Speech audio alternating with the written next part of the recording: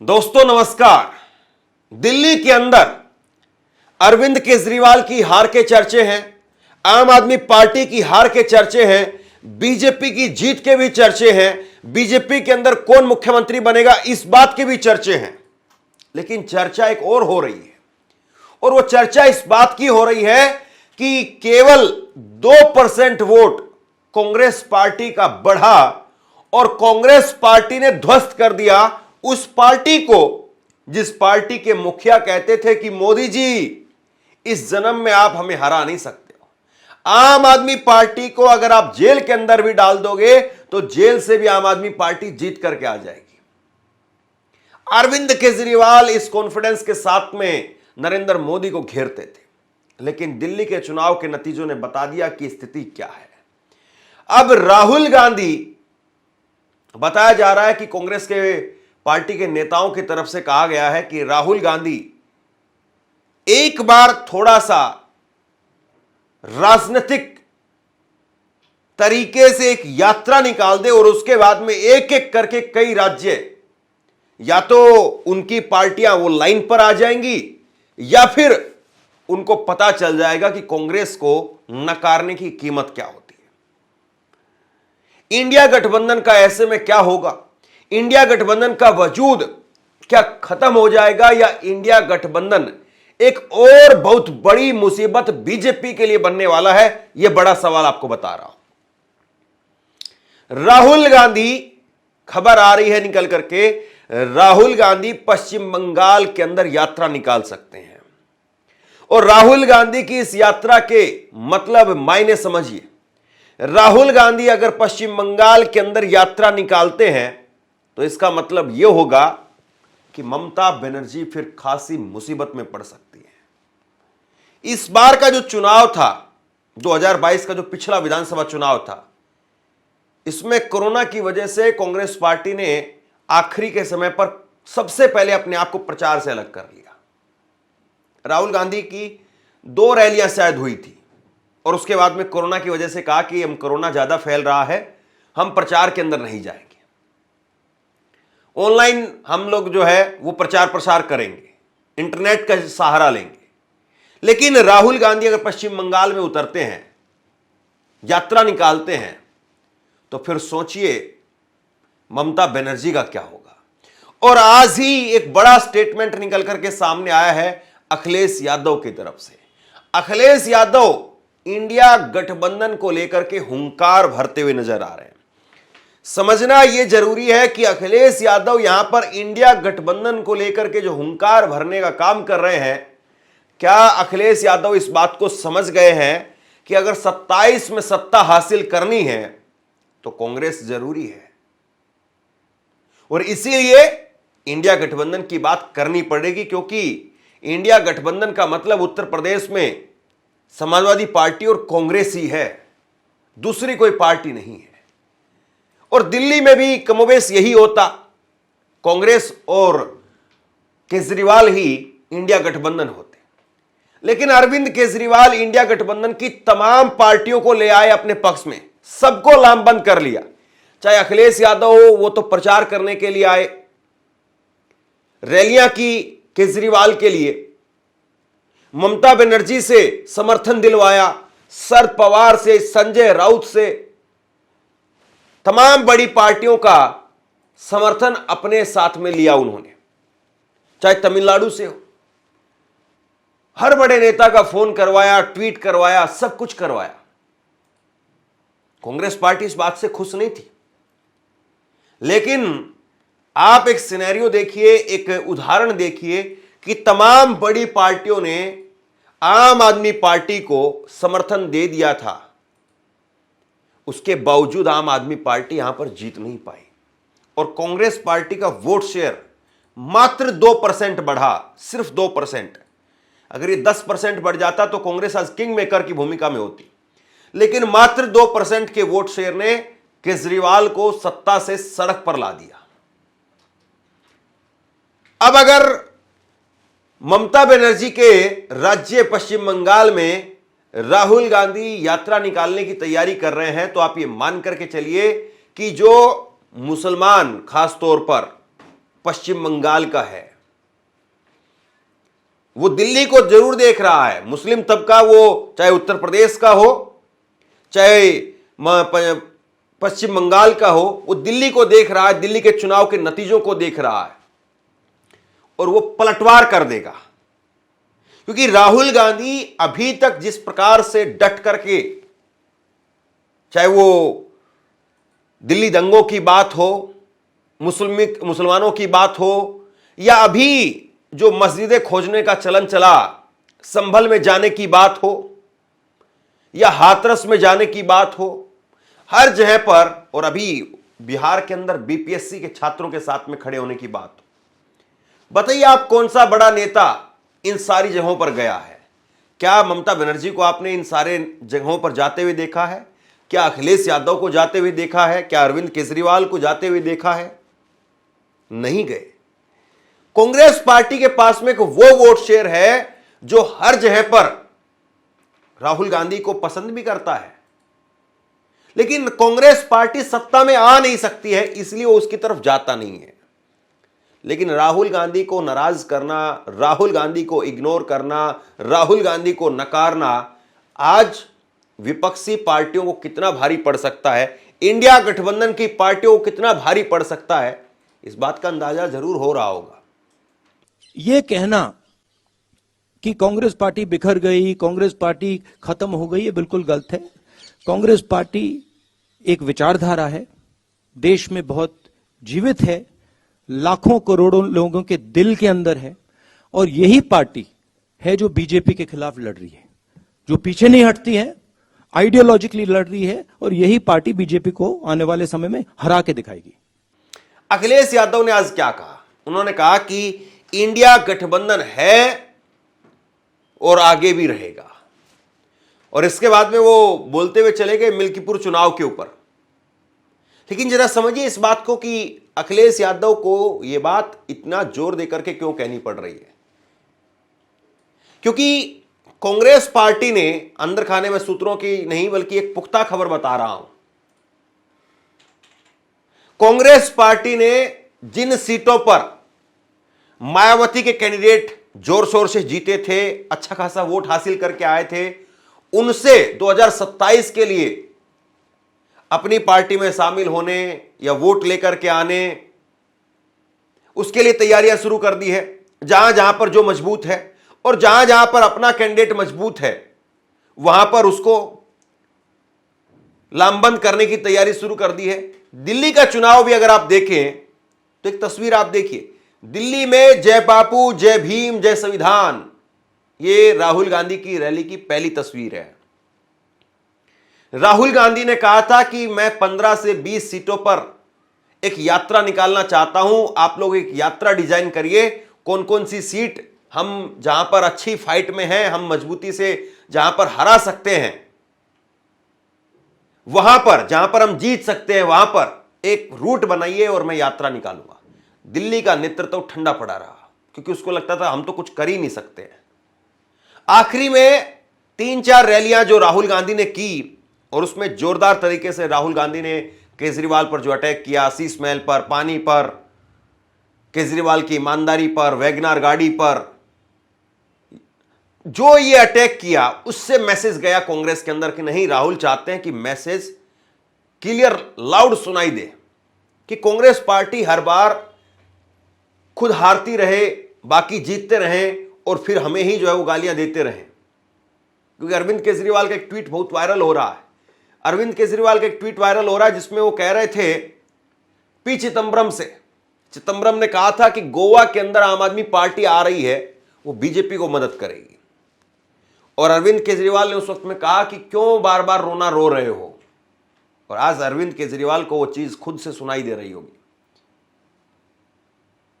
तो उत्तर प्रदेश के अंदर अगर दलित और मुसलमान वो कांग्रेस पार्टी के साथ में लामबंद हो गया, तो अखिलेश यादव के पास में कौन सा वोट बचेगा?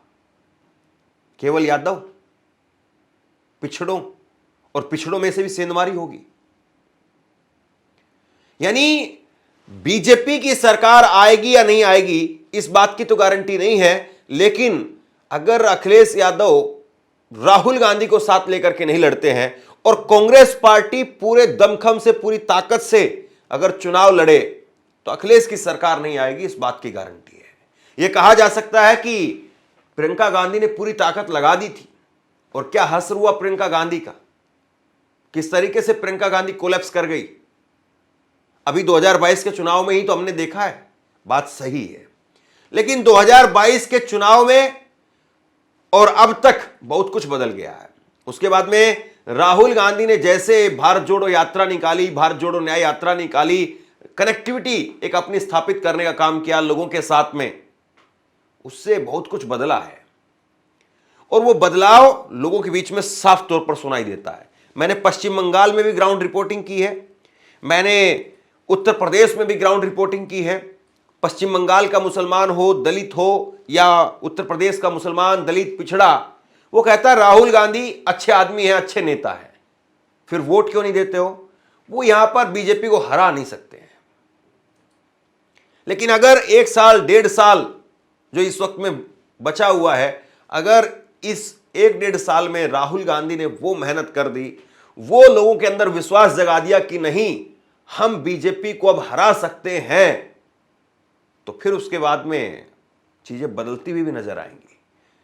और कहीं ना कहीं जो दिल्ली में प्रधानमंत्री की कुर्सी का जो रास्ता है वो विधानसभाओं से होकर के गुजरता है। याद करिए 2019 के चुनाव में कांग्रेस पार्टी ने माहौल कैसे बनाया था। उस वक्त में मध्य प्रदेश में सत्ता छीनी, राजस्थान में सत्ता छीनी, छत्तीसगढ़ में भी सत्ता छीनी, लेकिन 2024 के चुनाव से पहले इन तीनों राज्यों में सत्ता गंवा दी। अगर 2024 के चुनाव से पहले अगर इन तीनों राज्यों में सत्ता बरकरार रखी जाती, मध्य प्रदेश की सत्ता तो खैर पहले ही चली गई थी, ज्योतिरादित्य सिंधिया अपने साथ लेकर के चले गए थे, लेकिन अगर यहां पर सत्ता बरकरार रखी जाती तो फिर बहुत कुछ हो सकता था। और अगर अभी से राहुल गांधी 2027 की तैयारी करके चलते हैं तो फिर बहुत कुछ 2029 के चुनाव तक बदल जाएगा।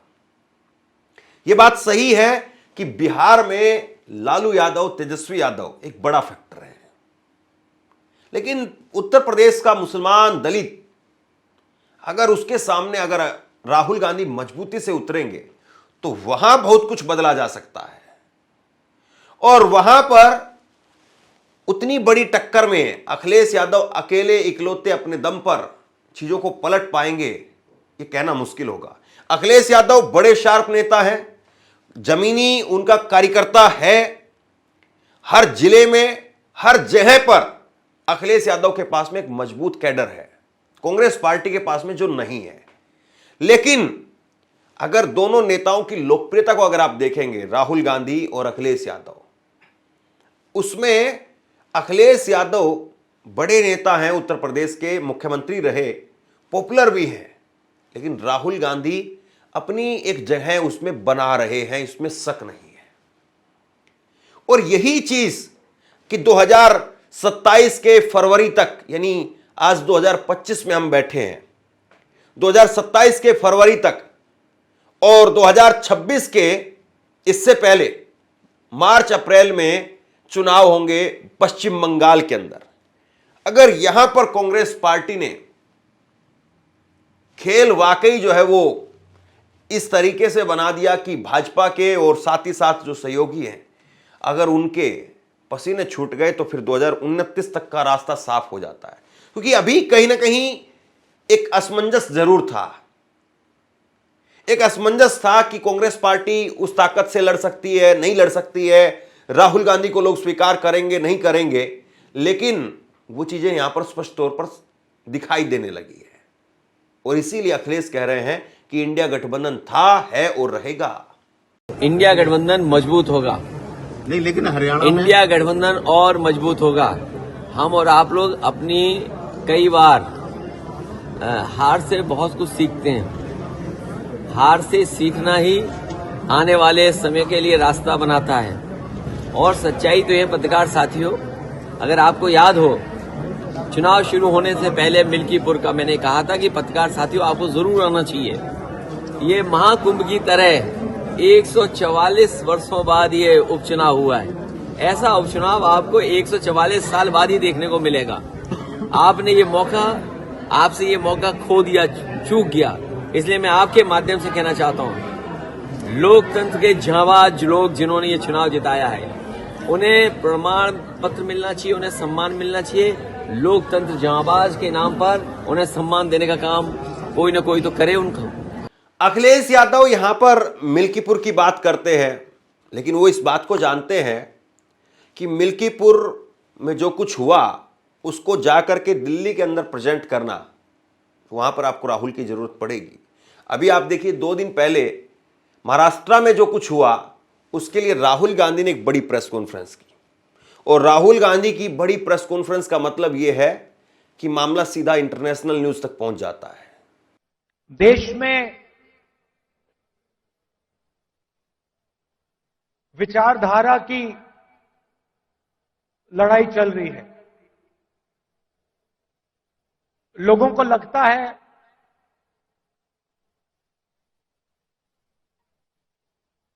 कि राजनीतिक लड़ाई है, सत्ता की लड़ाई है, वो है,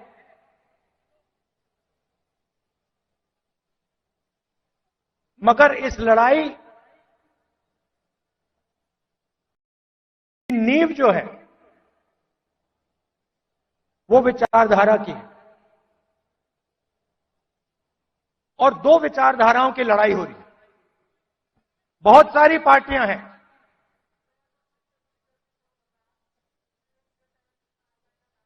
एनडीए में है,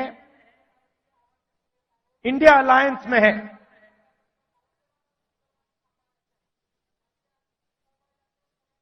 मगर लड़ाई 2 विचारधाराओं के बीच में है। अखिलेश यादव मैं फिर कहूंगा बड़े स्मार्ट सुलझे हुए नेता हैं, कोई शक नहीं है। चाहे सदन का मामला हो, चाहे सड़क का मामला हो, बड़ी सूझबूझ के साथ में दिखाई देते हैं। लेकिन जिस टकराव और जिस आक्रामकता के साथ में राहुल गांधी बीजेपी के साथ में भिड़ जाते हैं, अखिलेश यादव पर कहीं ना कहीं लोग ये कहते हैं कि वहां पर वो थोड़ा सा मिस करते हैं उस चीज को। अखिलेश यादव मुद्दों को उठाते हैं, उन्होंने एक जबरदस्त मुद्दा उठाया है। उन्होंने ट्वीट किया, उन्होंने ट्वीट करके कहा कि भाई जाम लगा पड़ा है इस वक्त में उत्तर प्रदेश में कई कई 100 किलोमीटरों तक, और ये जो जाम लगा पड़ा है कई कई 100 किलोमीटरों तक, इसकी बड़ी वजह है कि रास्तों में टोल टैक्स वो वसूला जा रहा है, और टोल टैक्स अगर वसूला नहीं जाए तो फिर बहुत हद तक मुमकिन है कि जाम जो है वो नहीं लगेगा, स्मूथ चीजें हो जाएंगी। और जब आप फिल्मों के लिए टोल टैक्स फ्री कर सकते हैं तो फिर महाकुंभ के लिए आप क्यों नहीं कर सकते हैं? और मुझे लगता है कि ये बड़ी एक वाजिब मांग है अखिलेश यादव की, कि जहां आदमी श्रद्धा भाव भक्ति से जा रहा है, सरकार पहले ही इतना अकूत पैसा कमा रही है, करोड़ों की संख्या में लोग जा रहे हैं, वो वैसे ही उत्तर प्रदेश को इतना टैक्स दे रहे हैं, अलग अलग जगह पर और दुनिया भर का टैक्स दे करके आ रहे हैं। अगर प्रयागराज के 200 किलोमीटर के आसपास में, 300 किलोमीटर के आसपास में अगर टैक्स फ्री कर दिया जाएगा तो जाहिर सी बात है जाम भी नहीं लगेगा, लोगों को राहत भी मिलेगी। लेकिन क्या वो सरकारें जो प्रोपेगेंडा फिल्मों को टैक्स फ्री करते हैं वो ये काम कर पाएंगे? वो इतनी दरियादिली दिखा पाएंगे? जाम का जो हालत है वहां पर, और वीवीआईपी घाट या वीवीआईपी व्यवस्था वो अभी भी दिखाई दे रही है। तो अखिलेश यादव मुद्दों को उठाते हैं, अखिलेश यादव आम जनमानस के मन की बात को कहते हैं। राहुल गांधी कई बार जिस चीज में चूक जाते हैं, आम लोगों की भाषा बोलने में राहुल गांधी चूक जाते हैं, अंग्रेजी का ज्यादा सहारा लेते हैं, वहां पर अखिलेश यादव आम लोगों की मन की बात को आम लोगों के अंदाज में कह देते हैं। लेकिन जहां पर एक क्लियर, एक बड़ी लाइन खींचने की बात होती है, वहां पर राहुल गांधी लोगों के सीधे दिल में उतर जाते हैं। तो ये कहीं ना कहीं एक बड़ा अंतर है। राहुल गांधी अगर वाकई पूरे दमखम के साथ में अगर अकेले उतर गए तो भाजपा का नुकसान कितना करेंगे कितना नहीं करेंगे ये कह नहीं सकते हैं, लेकिन कांग्रेस पार्टी का ही वोट बैंक है जो अलग अलग पार्टियों के पास में इस वक्त में है। आप बताइए, लालू यादव का जो कट्टर वोटर है, क्या वो भाजपा को वोट कर सकता है? बिल्कुल नहीं कर सकता है। लेकिन क्या वो कांग्रेस को कर सकता है? हां, एक वक्त में कर सकता है। इसीलिए नरेंद्र मोदी बार बार कांग्रेस पर अटैक करते हैं। कल भी उन्होंने परजीवी और तमाम तरह से कांग्रेस पार्टी के बारे में बोला। वो सब इसीलिए क्योंकि कांग्रेस आज भी एक बड़ी पार्टी है और पता है कि कांग्रेस का पूरा नेटवर्क पूरे देश में है। चार्ज नहीं है, वो डिस्चार्ज है। चार्ज किया गया तो फिर उठ खड़ा होगा, और उठ खड़ा हुआ तो मोदी से बड़ी जीत हासिल की जा सकती है। और आज भी मोदी कुछ भी कर लें, लेकिन कांग्रेस के रिकॉर्ड आज भी नरेंद्र मोदी नहीं तोड़ पाए। लेकिन कांग्रेस के सामने, राहुल गांधी के सामने एक बड़ी चुनौती यह भी है कि सीधी लड़ाई में, आमने सामने की लड़ाई में भी आपको वही दमखम दिखाना पड़ेगा जो आप अपने विपक्षी साथियों के साथ में लड़ाई में दिखाना चाहते हैं, या विपक्षी साथियों को यह मैसेज देना चाहते हैं कि आप हमें सीरियसली लीजिए। उदाहरण के तौर पर मध्य प्रदेश में मामला बिल्कुल आपका और बीजेपी का है, यानी कांग्रेस और बीजेपी का है। लेकिन आपका नेतृत्व वहां पर कैसे सरेंडर कर देता है, हम सब ने देखा है। चाहे कमलनाथ हो, कैसे वो भाजपा की आइडियोलॉजी के साथ में या कांग्रेस की आइडियोलॉजी के साथ में सीधे तौर पर अंतर दिखाई देता है। आप हरियाणा में कैसे हाथ में आया हुआ चुनाव भेज देते हैं वापसी। आप बारीक रणनीति नहीं बना पाते हैं। राजस्थान के अंदर आपने क्या किया, अशोक गहलोत और सचिन पायलट की गुटबाजी। तो जहां पर सीधा चुनाव है, चाहे छत्तीसगढ़ की बात करिए, वहां पर अगर आप दमखम नहीं दिखाएंगे, केवल विपक्ष के साथियों से चाहेंगे कि नहीं वो आपको सिर पर बैठा करके रखें, तो वो भी नहीं हो पाएगा। लेकिन कांग्रेस को अगर विपक्षी वो चाहेंगे कि नहीं हम जूते की नोक पर रखें, तो शायद वो भी नहीं हो पाएगा। मैसेज शायद यही है। और अब यहां से मुझे लगता है कि इंडिया गठबंधन और मजबूत होगा और परिपक्व होगा, और इससे बीजेपी की मुसीबतें बढ़ेंगी। बाकी आप लोग बताइए, आप क्या सोचते हैं? नीचे कमेंट बॉक्स में लिख करके जरूर बताइए। इस वीडियो को शेयर कीजिए और इसी तरह की तमाम खबरों के लिए ऑनलाइन न्यूज़ इंडिया को सब्सक्राइब कीजिए। आपका बहुत बहुत धन्यवाद।